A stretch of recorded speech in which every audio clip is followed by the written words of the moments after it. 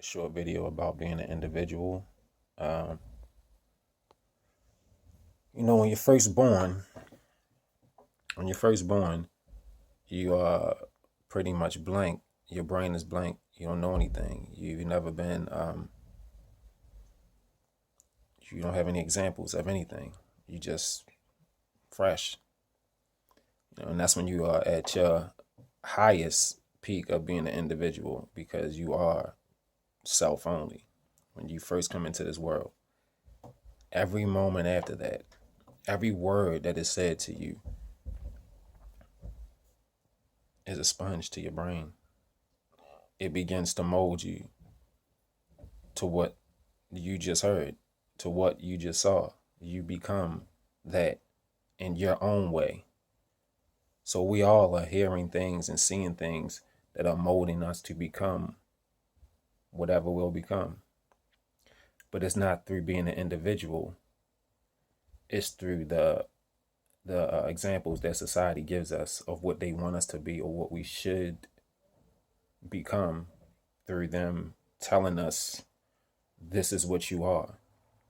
Example, you could take a black child, African American child, and I know in America we do a lot of black and white comparisons, even though with other races, you have Latinos, you have Asians, you have people that are from the East. I don't want to say Middle East, I'll just say East, even though Asians is the East also. You have, North Africa, I'll say that. It's for the Middle East. Anyway, all these races, but I'm going to just stick to the black and white. You can raise a African American child in a Caucasian community, and they will have more Caucasian ways than African American ways due to the American breakdown. Remember that, due to the American breakdown.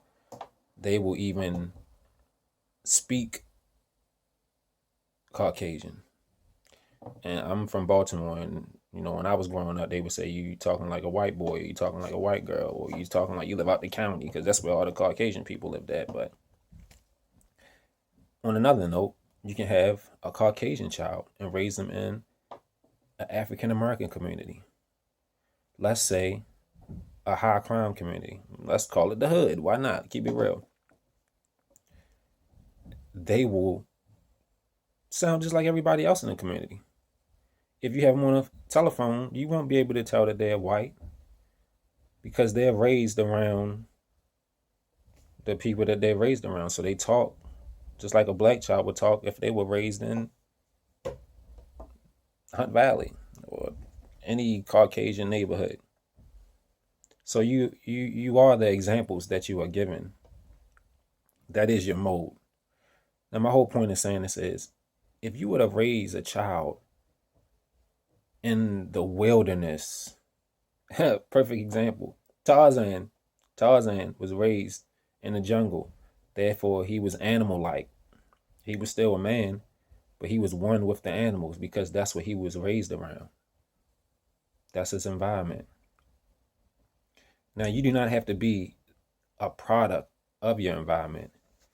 You really are the product of the decisions that you make in life. But being that society has such a strong hold on promotion and propaganda,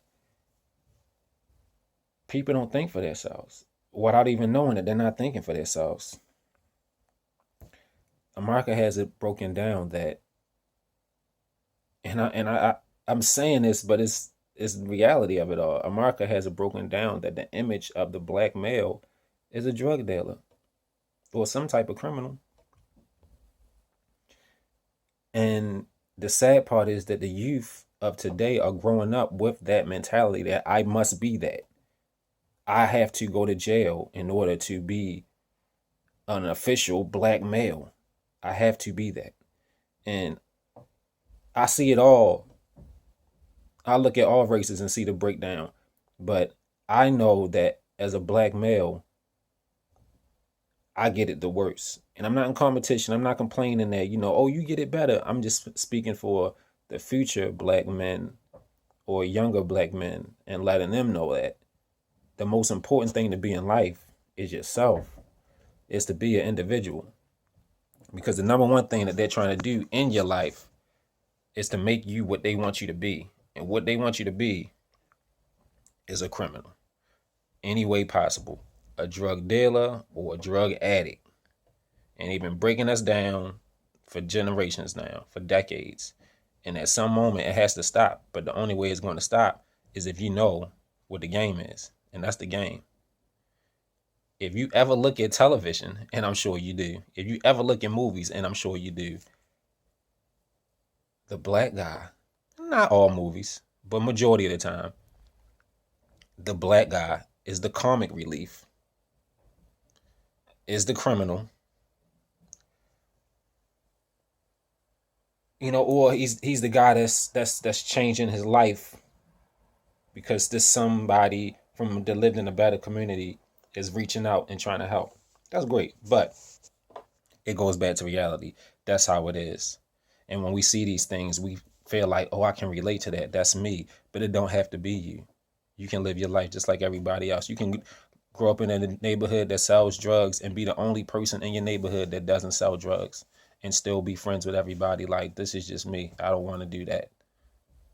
Just be yourself. That's the number one thing that they don't tell you, is to be yourself.